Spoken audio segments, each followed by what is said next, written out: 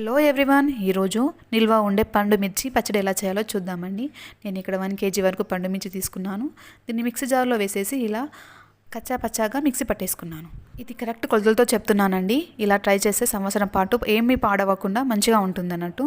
ఇక్కడ 1 kg పండు మిర్చికి నేను ఇక్కడ 150 grams చింతపండు వేస్తున్నానండి.